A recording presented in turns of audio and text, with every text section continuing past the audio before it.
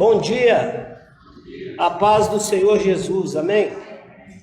Dando continuidade aos nossos estudos na carta de Efésios, com o título Voltando à Essência de Ser Igreja. Hoje nós estamos encerrando no capítulo 6, Voltando à Essência de Ser Igreja.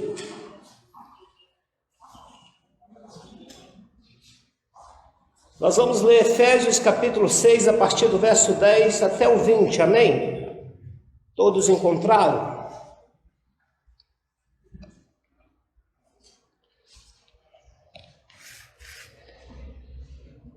Diz assim a palavra do Senhor: quanto ao mais sede fortalecido no Senhor e na força do seu poder, revestidos de toda a armadura de Deus, para poderdes ficar firmes contra as ciladas do diabo.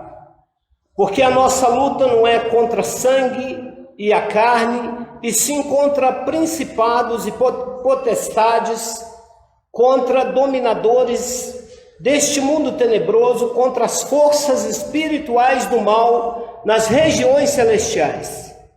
Portanto, tomai toda a armadura de Deus para que possais resistir no dia mau, e depois de terdes vencido tudo, permanecer inabaláveis. Estais, pois, firmes, cingindo-vos com a verdade e vestindo-vos da couraça da justiça. Calçai os pés com a preparação do evangelho da paz, embraçando sempre o escudo da fé, com o qual podereis apagar todos os dardos inflamados do maligno.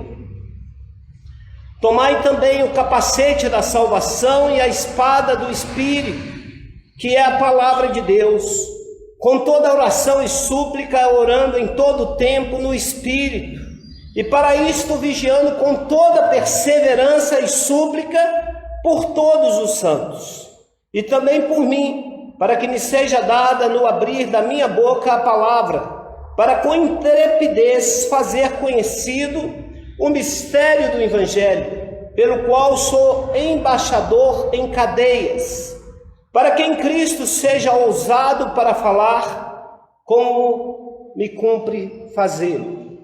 Vamos orar? Senhor, em nome de Jesus, nós cremos na manifestação do Teu poder, através do Teu Espírito Santo, no meio da Sua igreja e também no nosso coração. Senhor, nós precisamos ter os nossos olhos abertos nessa manhã, ter os nossos ouvidos abertos para ver a Tua glória, a Tua vontade para a nossa vida e ouvir a Tua voz. Fala conosco em nome de Jesus e para a glória de Jesus. Amém.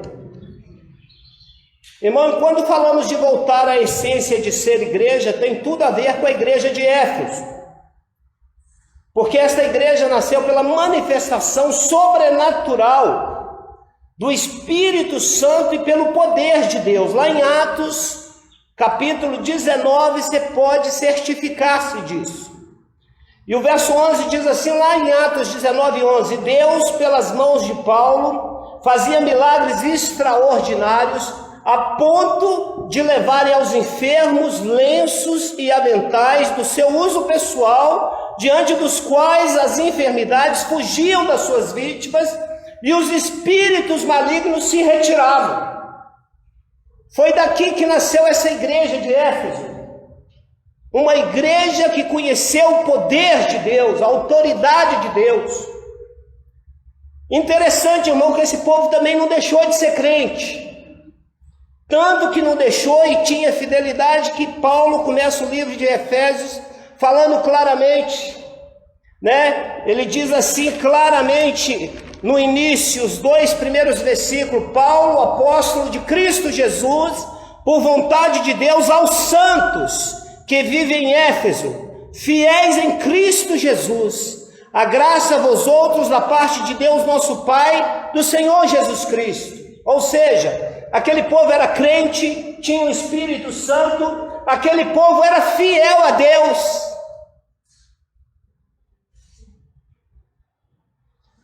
Mas eu acho que aquele povo passou pelo aquilo que nós passamos, e que é a razão a qual o Espírito Santo trouxe esse tema para sermos ministrado no livro de Efésios, voltando à essência de ser igreja. O povo de Éfeso não deixou de ser crente, irmãos, santos, fiéis, não deixaram de ter o Espírito Santo, mas Paulo viu a necessidade de escrever essa carta de 6 capítulos, para lembrá-los daquilo que eles não deveriam ter esquecido. Irmãos, o púlpito não é lugar de você ouvir boas novas como crente, viu? Porque você lê Bíblia. Amém? Aqui é lugar de relembrar aquilo que você não deveria ter esquecido, não é? De colocar em prática. Por que você esquece? Aquilo que nós praticamos, que fazemos, que faz parte da nossa vida, a gente não esquece. Então a gente vê claramente que Paulo começa a trazer a memória daquela igreja, né? No capítulo 1 mostra o projeto de Deus de nos abençoar. Ele nos escolheu antes da fundação do mundo para sermos santos,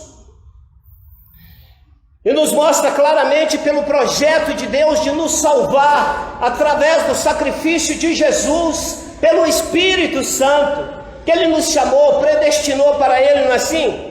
Mas lá no verso 16, Paulo começa a orar, interceder, para que o poder de Deus manifestasse na vida daquela igreja.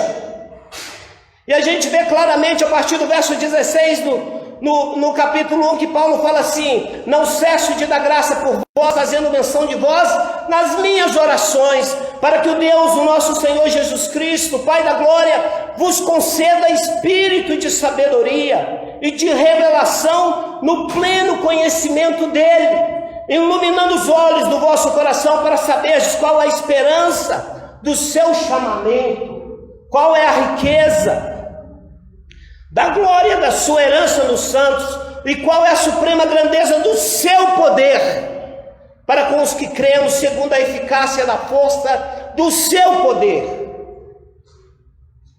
Capítulo 2, Paulo mostra que nós estávamos mortos nos nossos delitos e pecados, a nossa condição, e ele fala que foi Jesus que fez toda a obra. Não é por obra para que ninguém se glorie, mas ele fala também no verso 10, pois somos feitura dele, criado em Cristo Jesus, para as boas obras, a quais Deus de antemão preparou para que andássemos nela. Então existe uma necessidade de uma igreja que viva a fazer as boas obras, a qual Deus a instrui fazer pela sua palavra. No capítulo 3, Paulo mostra que entendia a sua vocação, o propósito de Deus para a sua vida. E fica claro isso no verso 1, quando ele diz assim: por esta causa eu, Paulo, prisioneiro de Cristo, por amor de vós, gentios, se é que tendes ouvido a respeito da dispensação da graça de Deus a mim confiada para vós outros. Paulo sabia que ele era chamado, vocacionado, com um propósito claro. E no capítulo 4, Paulo agora nos fala do comportamento e atitudes expressadas pelo verbo andar. Nós precisamos estar numa caminhada, num propósito, num foco. No verso 1, Paulo fala: rogo-vos, pois eu, prisioneiro no Senhor, que andeis de modo digno da vocação que foste chamado. Paulo não só entendia a vocação, falava daquilo que experimentava e vivia, mas traz para essa igreja a importância de entender o papel dela, a vocação dela, o chamado dela. Aí, irmão, traz a igreja para o singular, eu e você.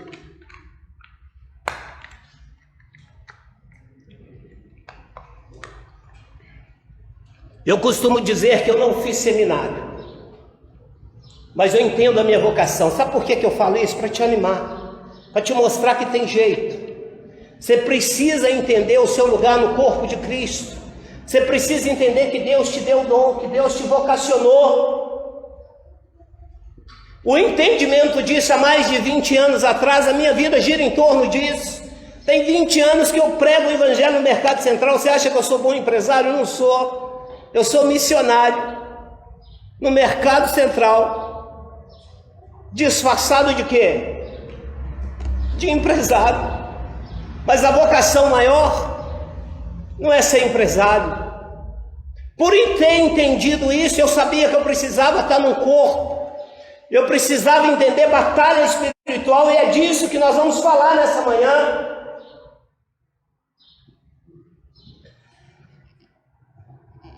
Então Paulo começa a dizer que existe uma vocação, vem mostrando também a importância da unidade na fé. Essa coisa funciona, irmão, a vocação e o dom, ela foi nos dada com um propósito e um objetivo específico, explícito no livro de Efésios.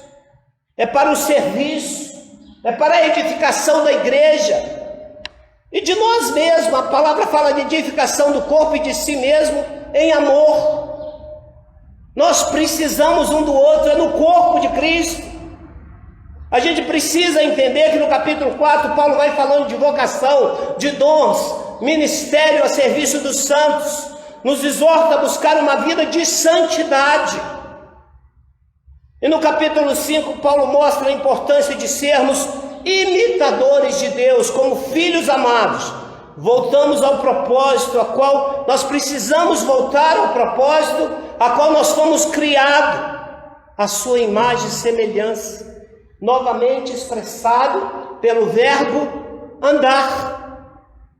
Que no verso 2 do capítulo 5 ele fala assim: andai em amor como também Cristo nos amou e se entregou a si mesmo por nós, como oferta e sacrifício de Deus e aroma suave. Ao chegarmos no capítulo 6, Paulo nos mostra que apesar de você ter compreendido que você já foi abençoado, predestinado para a salvação, através de Jesus, pelo Espírito Santo, que você tem dons, que você é vocacionado para o santo ministério, que pela prática dos princípios da palavra você tem um casamento abençoado, uma família abençoada e a vida financeira equilibrada, não é? Que o capítulo 5 para o 6 vai falar dessa guerra, vida sentimental, vida emocional e vida sentimental, vida familiar e vida financeira.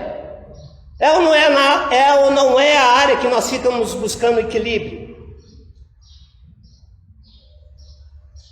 É por isso que ele começa o Efésios 6:10.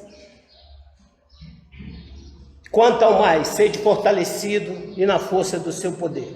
No Senhor e na força do seu poder. Então, irmãos, apesar de você saber que de tudo aquilo que Deus fez por você ter conhecimento, isso não te isenta de estar inserido numa terrível batalha espiritual, amém? Uma batalha ferrenha. Irmãos, quando falamos de Efésios capítulo 6, verso 10, lembramos da armadura de Deus. Todo crente lembra, não é? Quando eu fui desafiado a compartilhar essa palavra, eu falo assim, falar de Efésios 6 capítulos, presbiteriano já leu esse livro várias vezes, não é mesmo? Eu mesmo me dispus no meu coração a ler todo dia os 6 capítulos de Efésios. É 15 minutinhos, irmãos. A gente lê o capítulo inteiro de Efésios, não é mesmo? E a gente fala também de batalha espiritual.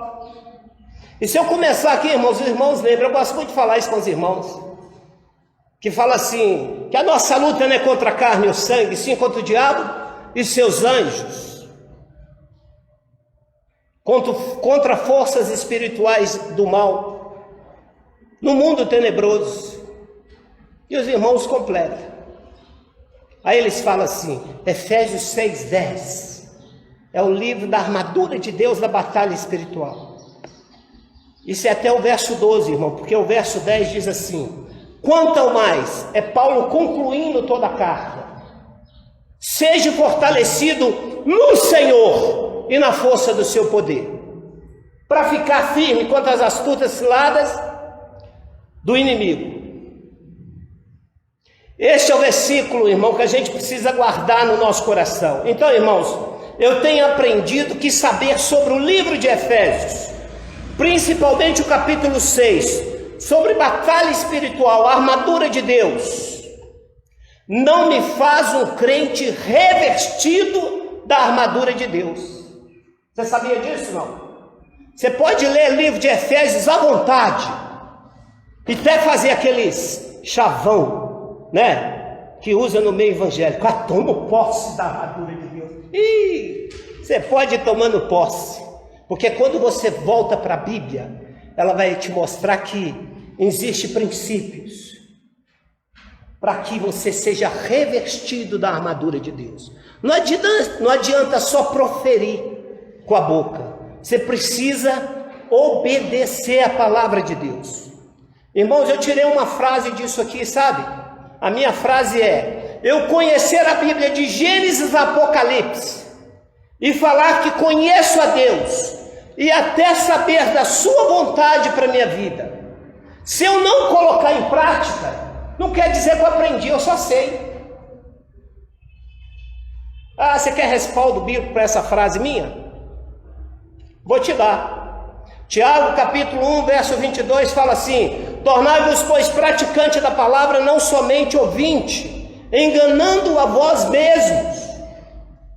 A palavra tem que ser praticada. João capítulo 13, verso 17, é Jesus falando. Olha o que ele diz para você: ora, se sabeis estas coisas, bem-aventurados sois se a praticares. Você sabe o livro de Efésios? Você sabe sobre a armadura de Deus?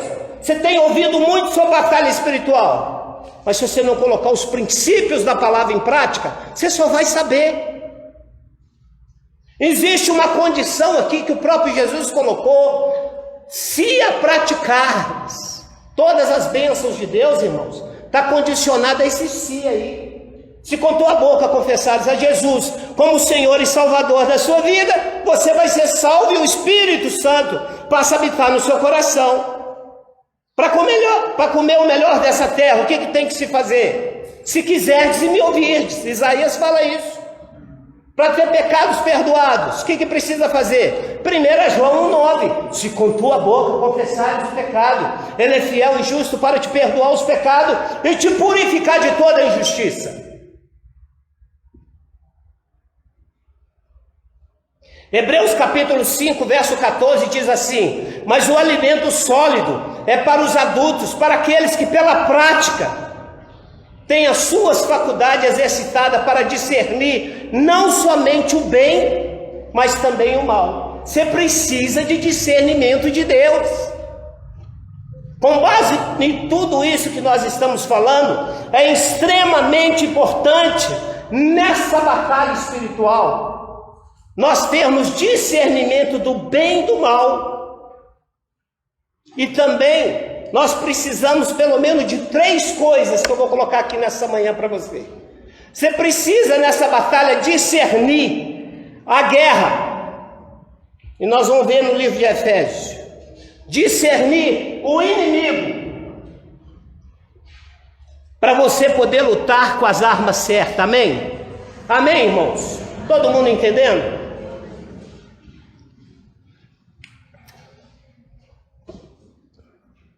Então vamos começar. A primeira coisa, nós precisamos discernir a guerra. Amém? Vamos discernir a guerra? No verso 19 do capítulo 6, a qual eu li, Paulo começa a descrever o objetivo dessa guerra. Fica claro, ele diz assim, que quando os irmãos orar com toda súplica e intercessão, não esquecer dele. Ele fala assim: também por mim, para que me seja dado do abrir da minha boca a palavra, para com intrepidez fazer conhecido o mistério do Evangelho,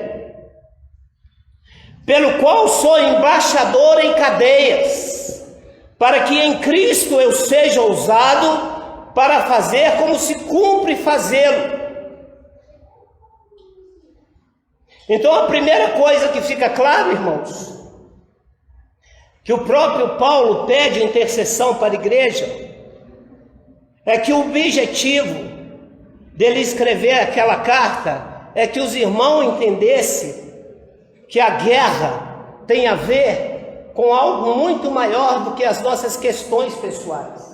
A guerra aqui, irmão, é para impedir a pregação do Evangelho com intrepidez, por pessoas que entendem o seu chamado, a sua vocação.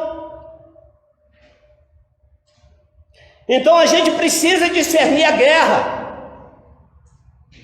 Paulo fala: para que eu seja usado como cumpro fazê-lo, com intrepidez pregar o Evangelho. Então o objetivo da guerra, irmãos, não é de maneira alguma tirar a sua paz. O diabo não está preocupado em te perturbar, mas ele está preocupado que você entenda a sua vocação. Paulo diz assim: pelo qual sou embaixador em cadeias. O intuito do inimigo trazer perturbação para a sua vida é para te tirar do propósito, do foco, é para que você não entenda que Deus te deu e te abençoou nas regiões celestiais com um único propósito: fazer a vontade dele para a glória dele. Isso está lá no capítulo 1 de Efésios. Enquanto não entendemos o propósito dessa batalha, as quais os reais objetivos do nosso inimigo e os seus contra-ataques, naquelas 3 áreas a qual citamos, e está claro no capítulo 5, vida sentimental, vida familiar e vida financeira, a gente vai achar que é pessoal, irmão.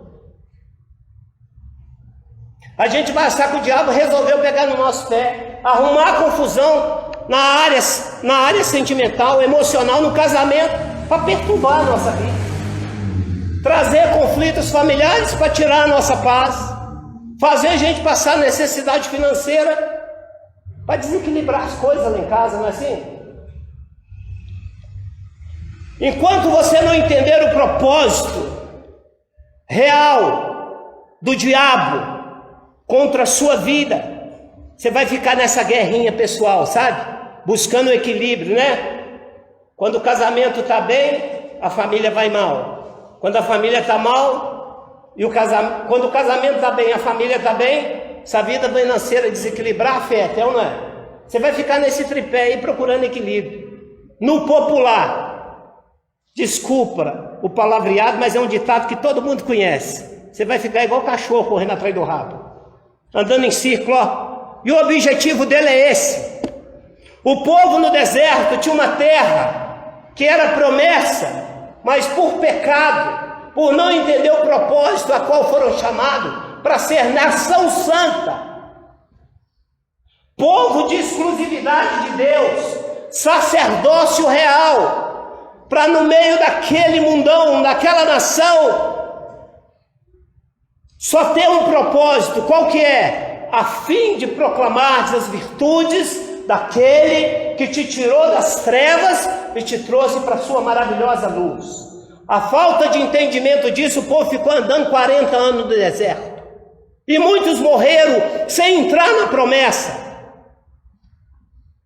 Será que isso tem acontecido nos dias de hoje? Olha, eu tenho falado que o diabo tem aquilo que eu e você não temos. Sabe o que é, não? Tempo.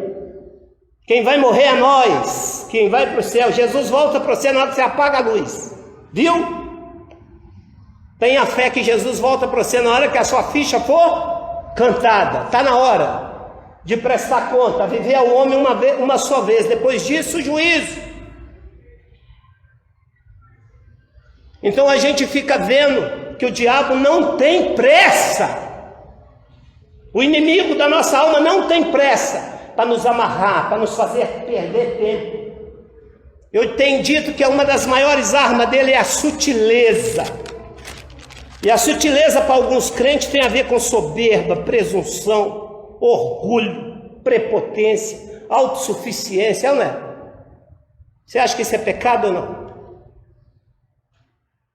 E quando você vê essa guerra egoístamente, e para você não ter dúvida que você está inserido numa guerra, ela é explícita também em Tiago capítulo 4. E você vai ver que a guerra é egoísta, é ou não é? É em função de mim mesmo. Tiago fala assim: de onde procede a guerra e as contendas que há entre vós? De onde, senão dos prazeres que militam na vossa carne? Cobiçais e nada tendes, matais e invejais e nada podeis obter, viveis a lutar e fazer guerra, nada tendes porque não pedis. Pedis e não recebeis porque pedis mal, para esbanjares em vossos prazeres. Infiéis, não compreendeis que a amizade com o mundo é inimiga de Deus? Aquele, pois, que quiser ser amigo do mundo, constitui-se inimigo de Deus. Vou simplificar isso aqui para você, sabe o que é, não? Você está pedindo, a gente pede mais do que pobre na chuva, não é? Mas você está pedindo pelas motivações erradas. Você está orando, está buscando por causa própria. Eu costumo dizer que é legislar em causa própria. Irmãos, pregar o evangelho para os meus funcionários, existe um interesse por trás, não existe ou não? Eu tenho que estar aqui. Eu tenho que pregar para aqueles também que não tem nada a me oferecer. Vamos dizer assim. Motivações erradas. A gente está buscando a Deus porque a gente quer estar bem na fita, não é? É casa própria. É buscar as bênçãos de Deus para viver as coisas do mundo. Ele está falando aqui, infiéis, não sabeis que a amizade com o mundo se torna inimiga de Deus. Eu preguei aqui recentemente, você se torna o pródigo, mas não o que ficou dentro de casa o crentinho, mas o que saiu, chutou o pau da barraca. Sabe por quê? Não, você se apossa da herança do pai, com ele em vida, para viver o que você bem quer. É carro novo, é casa própria, é meu bem maior, é meu bem-estar. Irmãos, Mateus 6,33, é buscar em primeiro lugar o reino de Deus e a sua justiça e todas as coisas. Mas o nosso problema é que nós não discernimos a guerra e levamos ela para o pessoal. E quando levamos para o pessoal, irmãos, nós perdemos o nosso propósito, nós perdemos a visão, paramos de depender de Deus e vamos resolver as coisas na nossa força, do nosso jeito. É o meu trabalho, é a minha força, é a minha capacidade, é o meu potencial, é a minha vocação, é a minha habilidade.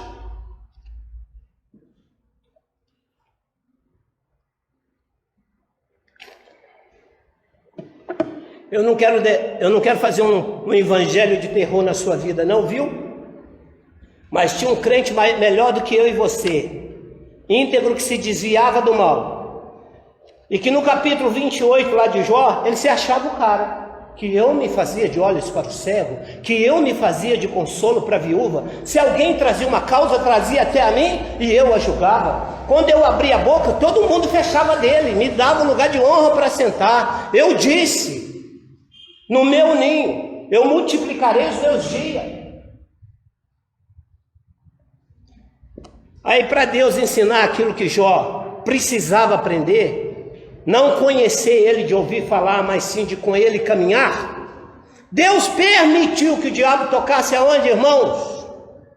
Num dia o cara perdeu a riqueza, vida financeira. Num dia o cara perdeu os filhos, mexeu na família. E o casamento também já era, não é? Vida sentimental, vida familiar e vida. Então a gente precisa entender a batalha, irmãos, que muitas vezes Deus vai até permitir algumas coisas na sua vida para ver se você volta para Ele, para você entenda o propósito da batalha e da guerra. Irmãos, eu orando, buscando a Deus, Deus me deu uma estratégia que eu achei tão fácil de entender. Eu gosto do cristianismo, da palavra prática, e eu estou falando aqui do que eu entendo, do que eu vi. Sabe por que eu sei o livro de Efésios quase de cor? Porque faz parte da minha vida. Se eu não discernir a guerra, eu não dou conta. Irmãos, cá para nós, um soldado ou um exército, nós sabemos que eles vão para a guerra com um objetivo e um propósito claro. Qual que é?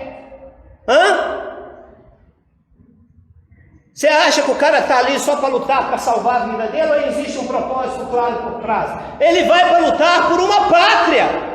O nosso exército, que está de prontidão, o objetivo dele é defender quem? A pátria. Defender quem? A nação. Quer exemplo mais claro de entendimento, de discernimento? o propósito de uma guerra. Não é diferente que Paulo queria mostrar no livro de Éfeso, ao povo de Éfeso. Para entender o porquê dessa guerra, irmão, e qual é o propósito dela, fica tão claro. Vamos falar um pouquinho dessa guerra? Lucas capítulo 11 fala assim, verso 21. Quando o valente, bem armado, está falando de guerra, guarda a sua própria casa, fica em segurança todos os seus bens. Sobrevindo, porém, o mais valente do que ele, vence-o, tira-lhe a armadura em que confiava e lhe divide os despojos. Aqui está falando, sabe de quem é esse valente, irmão? É do diabo. Estes bens que o valente tem na casa dele, sabe o que significa, irmão? Pessoas presas na sua mão, na sua casa. A Bíblia diz que o mundo jaz no maligno. Então, irmãos, você acha que ele vai armar cilada para pegar aqueles que já são seus? Você acha que ele vai travar a batalha nas boates, nos bares, lá no mundão, ou dentro da igreja, no meio do povo de Deus? Você vai armar uma arapuca para o passarinho que já está preso dentro da gaiola?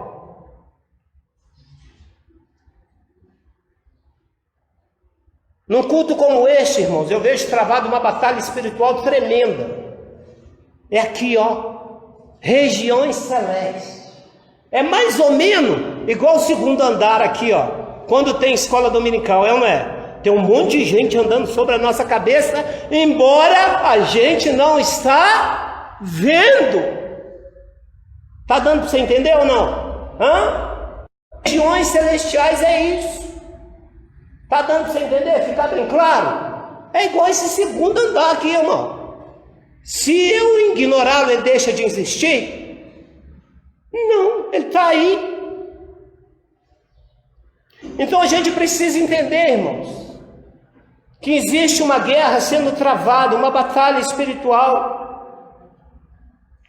E Lucas 8:11 diz assim: este é o sentido da parábola, Jesus falando do semeador e da semente. A semente é a palavra de Deus, e aqui caiu à beira do caminho são os que ouviram. Vem seguir o diabo. Vem quem, irmãos? É o inimigo, é o que nós estamos falando. O diabo arrebata-lhes do coração a palavra, para que não suceder que crendo sejam salvos. Então, irmãos, eu e você conhecemos pessoas que têm mais de 10, 15, 20 anos de crente, irmãos, que batizaram, se tornaram membros da igreja, são até líderes na igreja, mas não nasceu de novo. Nós conhecemos. E vamos ver algumas estratégias do diabo, sutil na hora do culto. Vamos ver?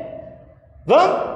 Sono. Ai, irmão, pensa numa batalha espiritual. A gente conhece gente na igreja que o cara chega animadão. Já viu não? Ou a pessoa sentou no banco e começa a cochilar. E na hora que sai daqui, vai para frente da televisão e não cochila. Já ouviu de crente falar assim, gente? Irmãos, eu não aguento ler a Bíblia. Por quê? Porque quando eu leio a Bíblia eu durmo. Leitura me faz dormir. Você acha isso natural? Você acha isso normal? Banheiro, irmão. É 1h30 de culto. Você saiu da sua casa, seu banheiro assim, particular está lá, não é? Chega aqui, dá vontade de ir no banheiro. Na hora do louvor, na hora da palavra, começou o culto ao Senhor, dá uma dor de barriga, você não sabe aonde procede, aonde. Você vai no banheiro, água, irmão, dá uma sede. Nós temos pedido para os irmãos trazer a garrafinha, não é? Mas já viu que é negócio? Você saiu da sua casa, tem água lá, geladinha na geladeira, mas é no culto. Na hora que você chega aqui, e os copinhos? Na hora que a gente está pregando aqui, eles começam, cré. Os irmãos tentando encaixar o copinho aí, não é? Aí, irmãos, uma criança bonitinha. Helena está chegando aí, ela é linda, viu, irmãos? Tem olho azul, loura. Irmãos, com todo o respeito e carinho aos irmãos, na hora do culto, minha filhinha, o Enzo, ninguém não vai para o colo de ninguém. E a gente não senta aqui no meio também não, porque sabe que vai tirar atenção. Sabe aquela criança lindinha, bonitinha, você fala assim, ah, neném, dançou. É o diabo. E você acha que é normal ou não é? Você está achando que eu estou exagerando, não é mesmo? Mas pergunta se você lembra do que foi ministrado e do que foi falado. Na hora de ir embora, você pergunta para esse crente assim, você gostou da palavra? Você viu aquilo? Qual que foram os pontos que mais o Espírito Santo falou a você? Não lembra. Não lembra. Celular, irmão, pensa um capeta, uma obra do inferno. Celular, irmãos. Aí os irmãos falam assim, eu estou usando, é para usar a Bíblia. Bacana. De vez em quando abre aquela janelinha, não é? Põe no modo avião. Corta a internet, não é?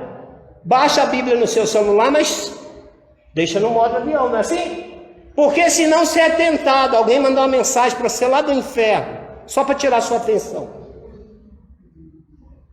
Tem o propósito de deixar o telefone dentro da bolsa, desligado, 1h30, irmãos.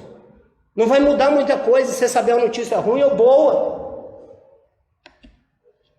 Mas a gente tem que pensar nessas estratégias, nessas guerras que são travadas, para que nós não ouçamos a palavra, que a palavra sendo pregada, nenhuma dispersação na hora da palavra ou do culto, tire a nossa atenção. Nós falamos de discernir a guerra, agora vamos falar um pouquinho do inimigo. Do inimigo. Então nós entendemos que o propósito dessa guerra não é pessoal. O propósito dessa guerra é impedir a pregação do Evangelho e que você entenda o chamado, a vocação, o seu lugar no corpo de Cristo. Amém? Ficou claro aí? Então a guerra precisa ser discernida, ela não é pessoal. O objetivo dela é impedir a pregação do Evangelho com intrepidez. Impedir que você entenda a sua vocação, o seu chamado. Agora vamos entender quem é esse inimigo. Quem é esse inimigo? Vai comigo aí no verso 12. Olha o que ele diz aí. Em primeiro lugar, a gente tem que saber quem não é o nosso inimigo. Amém? A gente precisa discernir o inimigo, irmão. Senão a gente sai atirando em todo mundo, não é? Vamos discernir quem é o inimigo. Verso 12 fala assim: porque a nossa luta não é contra sangue e a carne. Estão lendo aí? A nossa luta não é contra sangue e a carne. Ou seja, o seu inimigo não é pessoas. Amém? O seu inimigo não é seu cônjuge. O seu inimigo não é seu marido. O seu inimigo não é sua mulher. O seu inimigo não é seus filhos. O seu inimigo não é seu irmão, não é seu vizinho. O seu inimigo não é seu patrão. Não é. A sua luta não é contra pessoas. Se você não entender isso, irmãos, você vai começar a machucar pessoas. Você vai começar a brigar com pessoas. E você vai brigar e bater em pessoas que estão se dispondo a te ajudar. Você vai achar que está querendo pegar no seu pé. Está querendo, principalmente se tratando de pastores, está querendo meter colher de pau na sua vida, não é? Eu costumo dizer com todo mundo, porque lá na minha loja, na minha empresa, ou no mercado central, acha que eu quero trazer todo mundo para a nona igreja. Todo mundo. E eu deixo bem claro assim, eu não sou pastor, não vivo do seu dízimo. E o que eu dou de dízimo, muita gente sonha de salário hoje. Eu sou duro assim, sabe? Rasgado. Quando eu te chamo para ir para a minha igreja, é porque lá nós temos uma estrutura, umas ferramentas boas, e lá a gente vai cuidar de você. Porque para a gente cuidar de pessoas doentes, irmão, a gente precisa, principalmente tratando de doenças espirituais, nós precisamos ter autoridade espiritual também. Então eu falo com os crentes assim: olha, nos dá autoridade espiritual sobre sua vida, vão lá para a igreja, porque senão você continua sendo crente sangue, que circula o corpo inteiro, não para em lugar nenhum, não quer compromisso. Deus só tem compromisso com aqueles que têm compromisso com Ele. Eu costumo dizer, o dia que você falar que igreja tal é sua igreja, e que pastor tal é seu pastor, você vai ver que vem uma cobertura espiritual sobre a sua vida, e as coisas vão dar certo. Aconteceu comigo, há quase 14 anos eu cheguei aqui, e eu conto a minha história para eles. Eu demorei mais de 6 meses para ser aceito como membro de nona igreja. Louvado seja Deus pela igreja presbiteriana, que não aceita o caboclo de qualquer jeito, não é? Tem que passar por uma sabatina. Nós temos que deixar consciente aquela pessoa do compromisso, dos privilégios e das responsabilidades dela. Eu entendi isso. Eu cheguei aqui com a minha vida destruída. Como empresário eu devia 1 milhão, tinha 7 empresas e estava quebrando. Mas eu sabia que quando eu submetesse a igreja, que eu lavasse os pés de alguns pastores que Deus colocou sobre a minha vida. Lavar o pé, irmão, eu falo que eu chamo o pastor Enoque até de senhor, para não confundir as coisas. E eu tenho pena de alguns irmãos que chamam ele de Enoque. Eu chamo isso de pé de igualdade. Sabe o que é pé de igualdade, irmãos? Ele me trata muito bem. E eu sou vice-presidente do conselho da igreja. Mas eu achar que eu estou no mesmo patamar dele, eu vou ficar sem pastor. E quem tem autoridade espiritual sobre a minha vida é ele. Ele é o meu pastor. Eu conheço muitos outros pastores, irmãos, e gente que tem uma estrada até maior do que a dele. Mas quem tem autoridade espiritual sobre a minha vida é o pastor Enoque. Eu sou membro daqui. É ele que tem autoridade espiritual para cuidar de mim. Se eu sair contando ou compartilhando as minhas lutas e as minhas guerras, para alguns pastores até muito crente que eu conheço, não vai resolver. Quem anda comigo é ele, quem ora por mim é ele, quem vai lá na minha casa na hora que o fogo pega, em todos os aspectos, fogo ruim, fogo bom, é o pastor Enoque. É ele que visita, é ele que cuida de mim, é ele que cuida da minha esposa. Então nós precisamos entender, irmãos, e nesse processo trabalhar claramente esse discernimento que é dado pelo Espírito Santo, de nós entendermos que a nossa luta não é contra pessoas. Então, se a nossa luta não é contra pessoas, carne ou sangue, com quem que é essa nossa luta? Verso 11, olha aí comigo, capítulo 10, verso 11. Revesti-vos de toda a armadura de Deus, para poderes ficar firmes contra as ciladas do diabo. Começou a aparecer o nome do cidadão aí, ó. Verso 12.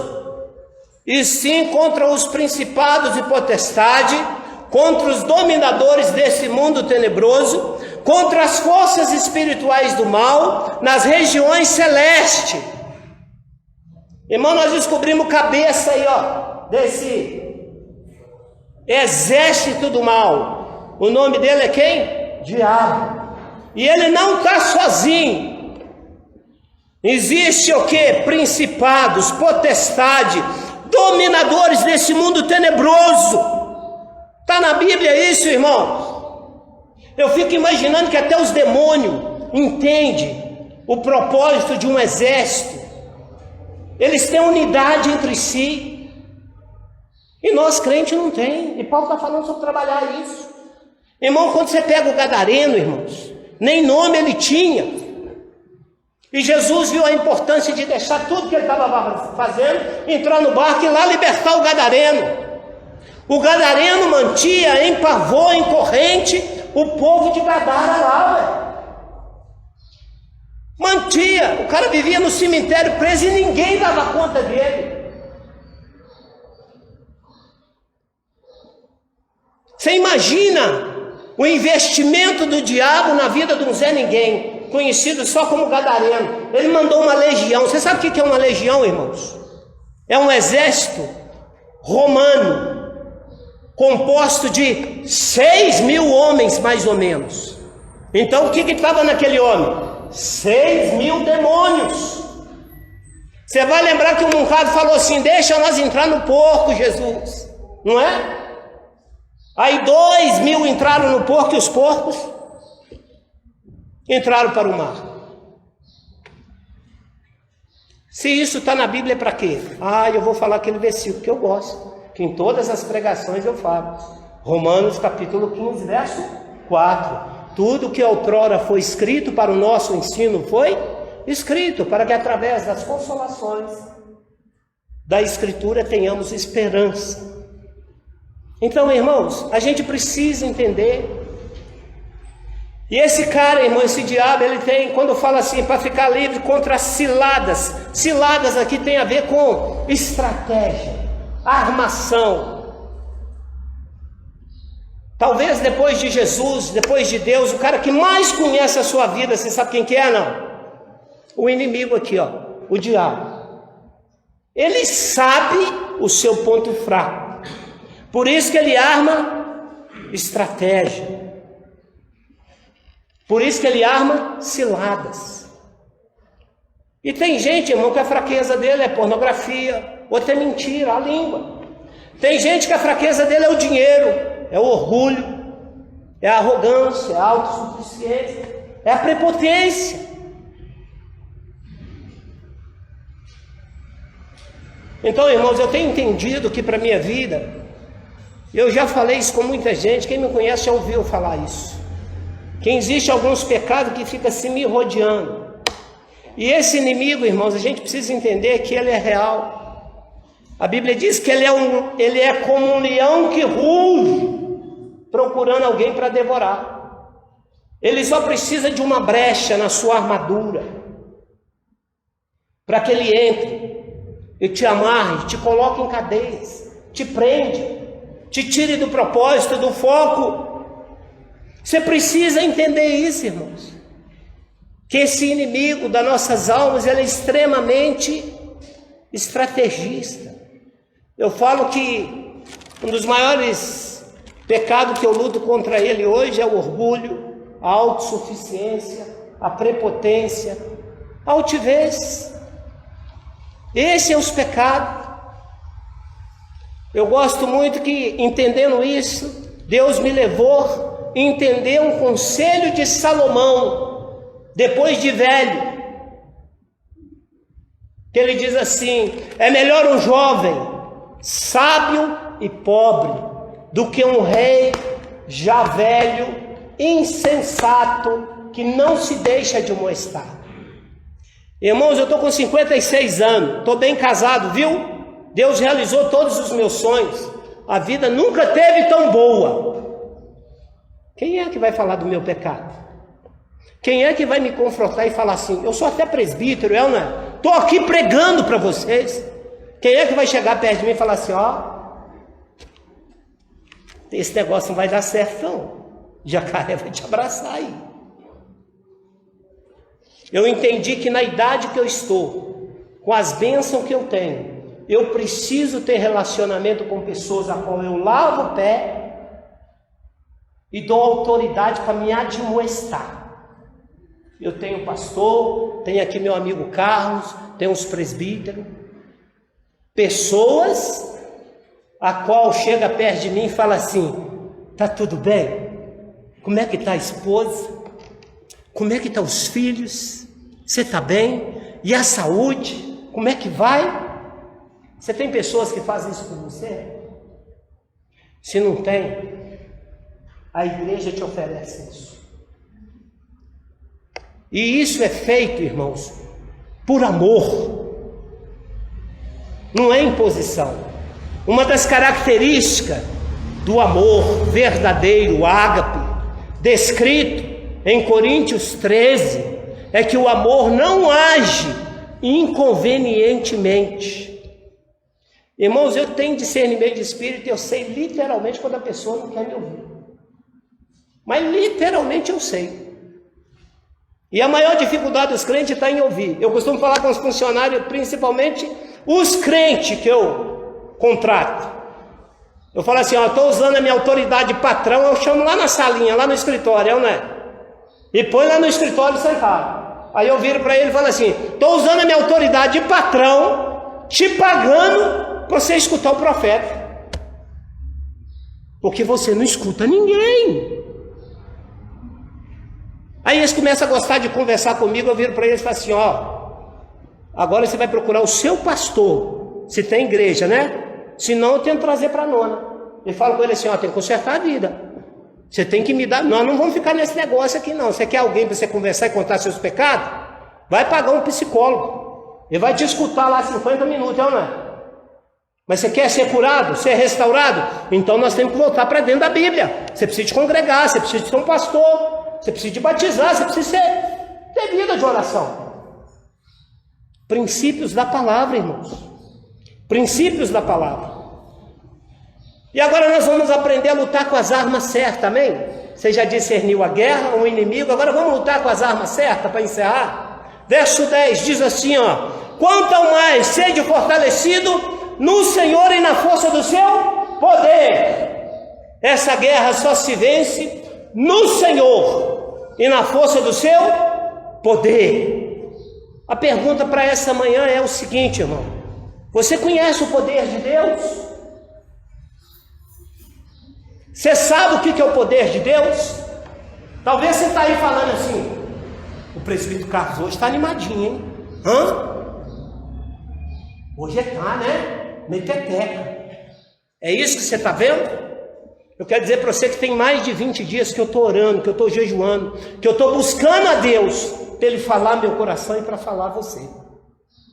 Tem mais de 20 dias que eu estou aplicando aquilo que o Espírito Santo tem movido na nossa igreja, que chama disciplina espiritual, que tem a ver com uma vida de oração, uma vida de leitura da palavra e uma vida de obediência a Deus. E o meu desafio é perseverar, porque é uma luta contra a carne, não é? Irmãos, aprende uma coisa: no contexto do texto que Jesus falou que a carne é fraca, ele tinha subido no monte para orar, não foi para pecar não. E na hora que ele volta, ele estava angustiado a sua alma. Ele leva os 3 mais chegados discípulos, e ele estava orando. Na hora que chega, os caras estão dormindo, e Jesus vira para eles assim: nem por um pouco vocês puderam orar comigo? Olha aqui, vigiai e orai, porque na verdade o espírito está pronto, mas a carne. Existe uma indisposição natural, irmão, da carne para as disciplinas espirituais. A carne não gosta de orar, não. A carne não gosta de ler Bíblia, não. Ela gosta de ir para o shopping, ela gosta de ficar na frente da televisão. A carne gosta de jejuar? Não gosta. Ela gosta de ficar beliscando a geladeira. E com isso ela vai nos engordando e o trem fica feio, não é? Deus tem misericórdia da minha vida. Não é mesmo? Existe uma guerra também, irmãos, para colocar em prática essa submissão ao Senhor, a busca pelo seu poder. Essa pergunta que eu estou fazendo, que é um confronto, se você conhece o poder de Deus, você sabe por quem que ela foi feita? Por Jesus. Olha o que Jesus fala em Mateus 22, verso 29. Respondeu-lhe Jesus: errais não conhecendo as Escrituras e nem o poder de Deus. Nós presbiterianos somos bons de Bíblia, não é? Nós conhecendo o livro de Efésios, quantas vezes nós já lemos o livro de Efésios? Mas e o poder de Deus? Para lutar essa guerra, nós precisamos de ser revestido do Senhor e do seu poder. Talvez algumas coisas não tenham dado certo no nosso ministério. A gente prega, a gente leva para a célula, mas o povo não se firma, o povo não anda. Aí eu até convido, mas o povo não vem na igreja. Tem que amarrar os bichos, irmão. Tem que entrar lá na casa do valente e amarrar ele em nome de Jesus, não é? Antes de você te falar de Jesus para as pessoas, você tem que falar para Jesus das pessoas, em oração. Paulo vai deixar isso bem claro. Talvez algumas coisas nos tenham faltado. O poder de Deus é essencial. E Jesus nos fala novamente, olha o que ele diz em Marcos 12, 24. Respondeu-lhe Jesus: não provém o vosso erro de não conhecerdes as Escrituras, nem o poder de Deus. Isso é Jesus falando, irmãos, nos confrontando. Talvez você prega bonito, talvez você fala bonito, talvez você tenha um conhecimento da Bíblia, da palavra, mas te falta o poder de Deus. Te falta o poder de Deus. Precisamos do revestimento do poder de Deus. Você precisa do poder de Deus para a sua vida, para a sua família. Você precisa do poder de Deus no seu ministério, para a nossa igreja, interceder por ela, para o seu bairro, para a cidade, para a nação. É pelo poder de Deus que as coisas vão acontecer. 2 Coríntios capítulo 10, verso 3 diz assim: porque embora andando na carne, não militamos segundo a carne, porque as armas da nossa milícia, da nossa guerra, não são carnais, e sim poderosas em Deus. As armas da nossa guerra, elas são poderosas em Deus para destruir fortaleza, anulando em nós sofisma, ideias erradas, e toda altivez que se levanta contra o conhecimento de Deus, levando cativo todo pensamento à obediência a Cristo, estando pronto para punir toda desobediência, uma vez completa a vossa submissão. É os bois do cristianismo que eu tanto falo, não é? Bíblia, oração, igreja e submissão. Se você não tiver submisso aos princípios, às autoridades, à sua igreja, você vai fazer como muito crente faz, pegando a parte B de Tiago 4, verso 7. Não, que a Bíblia diz: resistir ao diabo e ele fugirá de vós. Você vai resistir ao diabo na carne, ele vai rir da sua cara, ele vai continuar cutucando você. Uma hora na vida sentimental, uma hora na vida familiar e uma hora na vida financeira, é ou não é? Você ficar correndo atrás perdendo tempo. O objetivo dele é esse. Esse é o objetivo dele. Se você não tiver autoridade e poder do Espírito Santo, é algo que nem Jesus abriu mão. Atos capítulo 10, verso 38 diz assim: como Deus ungiu a Jesus de Nazaré com o Espírito Santo e com poder, o qual andou por toda parte fazendo bem, curando todos os oprimidos do diabo, porque Deus era com ele. Deus era com Jesus. Deus precisa ser com você. O maior problema dessa luta não é a presença do diabo, é a ausência de Deus na sua vida. O maior problema é esse. É uma falta de relacionamento, de dependência dele. A Bíblia fala nesse texto porque Deus era com Jesus. E Efésios fala para revestirmos do Senhor e na força do seu poder. Porque Deus era com ela. Então o maior problema dessa guerra não é a ausência do inimigo, mas é a falta de Deus na nossa vida. E ele fala: quanto ao mais sede fortalecido no Senhor e na força do seu poder. Paulo sabia da importância do poder de Deus no seu ministério, na sua vida e também na vida da igreja. Em Efésios capítulo 3, verso 7, ele fala assim: do qual fui constituído ministro, conforme o dom da graça de Deus a mim concedida, segundo a força operante do seu poder. Paulo sabia que sem o poder de Deus ele ia desanimar. Ele estava preso, ele não tinha motivo de alegria para nos encorajar. A situação que ele se encontrava já era desencorajadora.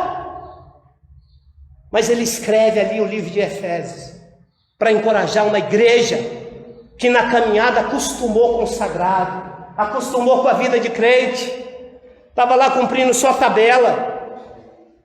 Em 1 Coríntios capítulo 2, verso 4, Paulo fala assim: a minha palavra e a minha pregação não consistiram em linguagem persuasiva de sabedoria, mas de demonstração de espírito e de poder. Paulo sabia que sem poder era somente palavra. E se tinha um cara que tinha palavra e conhecia a Bíblia, era Paulo, criado aos pés de Gamaliel, doutor da lei, não é?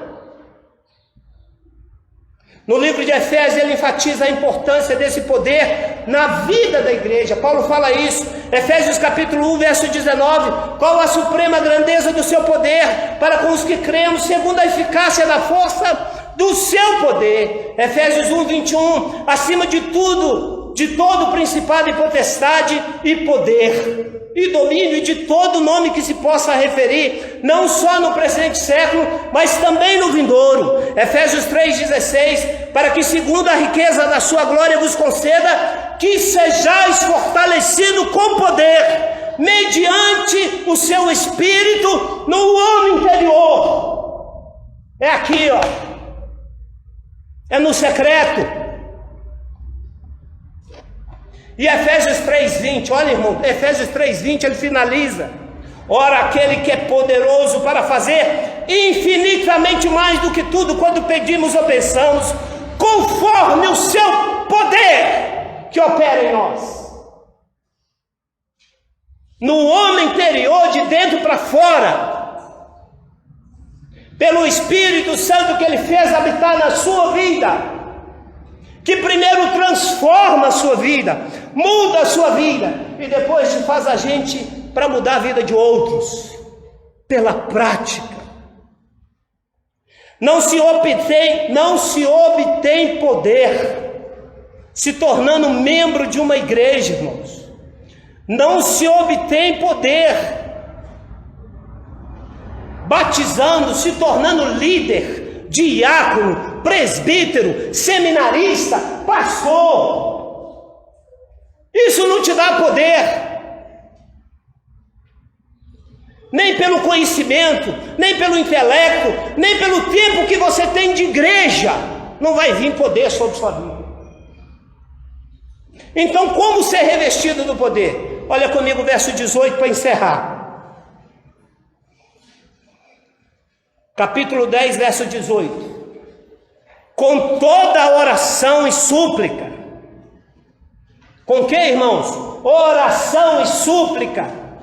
Orando em todo tempo no Espírito, para com isso vigiando, com toda perseverança e súplica para todos os santos.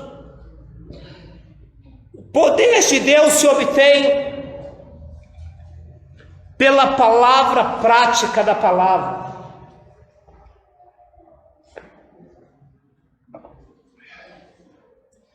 Poder de Deus se obtém quando se obedece, quando se pratica aquilo que se tem ouvido da palavra.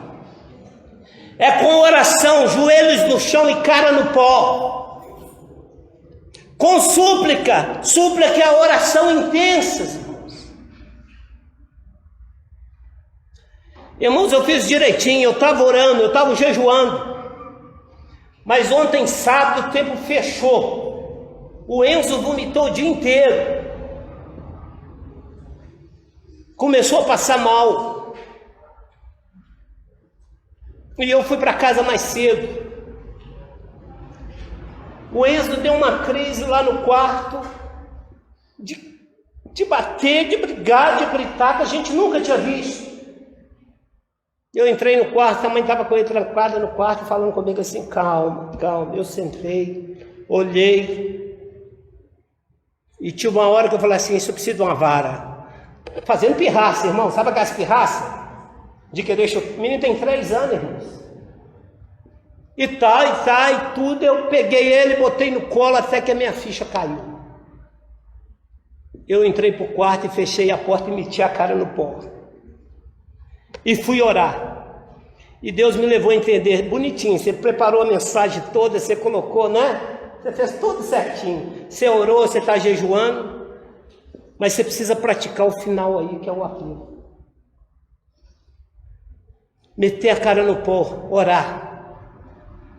Eu joelhei e comecei a guerrear lá nas regiões celestes. Senhor, em nome de Jesus, tem misericórdia da minha família, traz o sangue de Jesus sobre os meus filhos. Deus, toda a ingerência do inimigo aqui na minha casa, para tirar a minha paz e da minha esposa, sobre o meu filho, eu mando embora em nome de Jesus. E comecei a orar. E meti a cara no pó e chorei, comecei a orar. E de repente começou a fluir, irmão. Orando em todo o tempo, súplica, orações intensas, orando em todo o tempo no Espírito. Aí, irmãos, orar em línguas. No meu quarto, sozinho, eu e Deus. A Bíblia diz que quem ora em línguas, ora, de fato edifica a si mesmo. Estava eu e Deus. O trem pegou lá. Foi 2 horas chorando no chão e orando.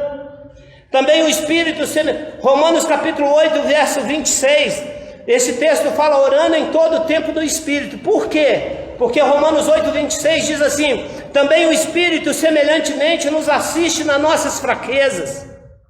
Porque não sabemos orar como convém, mas o mesmo Espírito intercede por nós, sobremaneira, com gemidos inexprimíveis.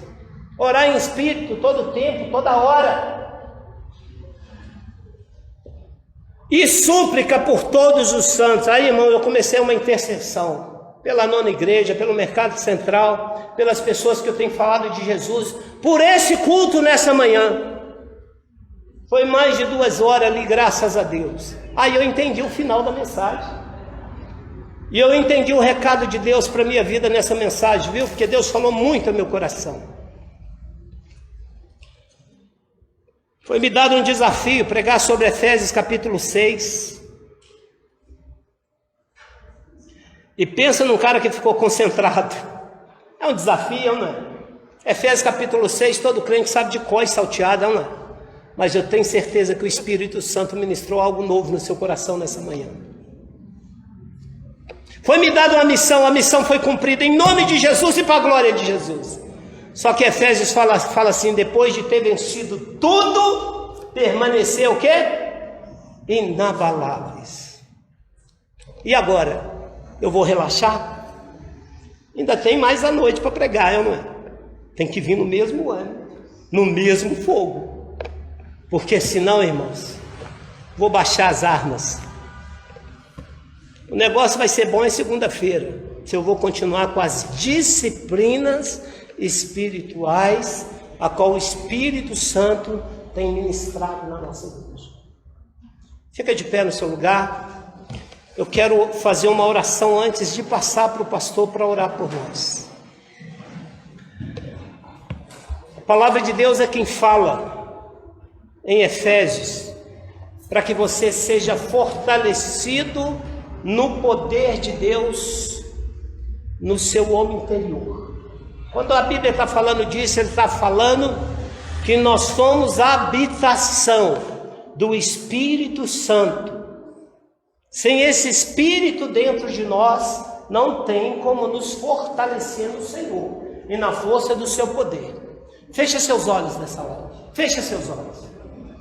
E para ter esse Espírito habitando dentro, Ele está aqui agora, Ele te trouxe aqui para o culto, Ele me fez falar todas essas coisas, e Ele é aquela voz que você estava escutando no seu coração, porque como diz a Bíblia, Ele convence o homem do pecado, da justiça e do engano. Mas talvez você não fez o que diz a Bíblia. Para se ter esse Espírito habitando no nosso coração, é preciso fazer o que diz Romanos capítulo 10, verso 9. Você precisa confessar Jesus como Senhor e Salvador da sua vida, e no seu coração crer, é fé, que Deus o ressuscitou dos mortos, porque você vai ser salvo. Então talvez você nunca fez essa oração de todo o seu coração, entregando a sua vida para Jesus, pedindo o Espírito Santo para entrar no seu coração. Eu gostaria nessa manhã fazer essa oração com você. Você que entende que precisa desse Espírito Santo, de ser fortalecido no seu interior, pelo poder de Deus, que precisa desse Espírito Santo, me dá um sinal com a sua mão que eu quero orar por você. Deus te abençoe, Deus te abençoe, Deus te abençoe.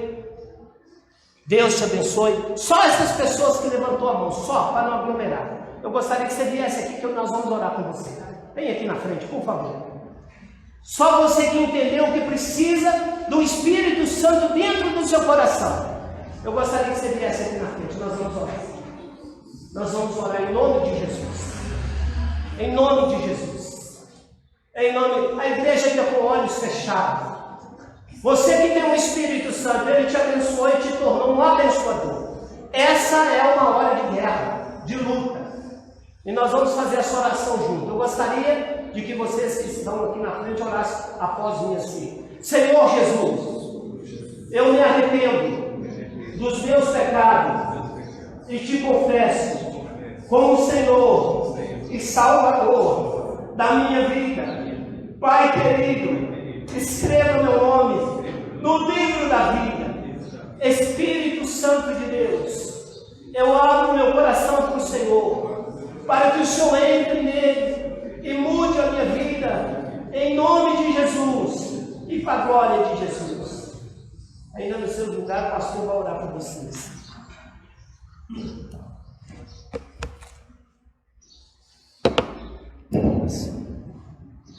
Continue em espírito de oração. Voltando à essência do ser igreja. Jesus constituiu uma igreja com propósito. E agora nós vamos orar por isso. E o propósito não é individual, como nós ouvimos, o propósito é o propósito do corpo.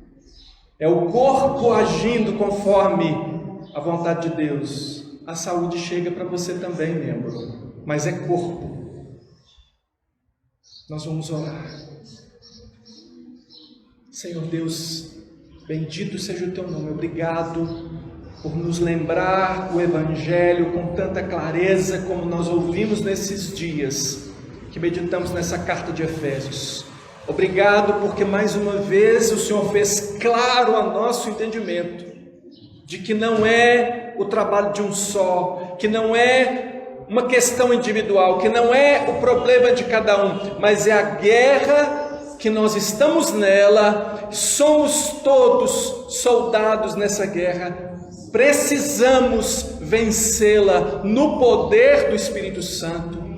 Fomos lembrados que precisamos nos encher do Espírito e hoje, mais uma vez, o Senhor vem confirmando, é pela oração e pela súplica. Senhor, nós clamamos pela nossa vida como igreja. O Senhor tem um propósito, ó Deus, com a igreja como um todo e tem um propósito com a 9ª Igreja Presbiteriana de Belo Horizonte. Nós queremos te servir com fidelidade, Senhor. Apresentamos a nossa vida ao Senhor, para que o Senhor nos constitua nesse poderoso exército que o Senhor disse: edificarei a minha igreja e as portas do inferno não prevalecerão contra ela. Nós queremos prevalecer, Senhor Deus, no poder do Senhor, no poder do Espírito do Senhor, que nos leva à palavra, que nos leva à obediência, que nos leva à submissão, que nos leva, Senhor Deus, a vencer no Senhor e não em nós mesmos. Obrigado por essa carta nos revelar com tanta clareza que é em Cristo que nós vencemos. Senhor, obrigado, nós louvamos. Peço que o Senhor visite cada um aqui conforme a sua necessidade, conforme aquilo que tem orado agora, Senhor, conforme as deficiências que encontrou e que agora confessa ao Senhor e pede restauração. E aí, Senhor Deus, restaurando cada um de nós, restaura a tua igreja, fortalece-nos, leva-nos a sermos essencialmente a igreja que o Senhor quer que nós sejamos, e abençoa o teu povo assim, ó Deus, que a graça do Senhor Jesus, que o amor de Deus, o nosso Pai, e que a comunhão do Espírito Santo do Senhor seja com todos nós, agora e sempre. Amém. Amém. Deus abençoe a cada um, em nome de Jesus.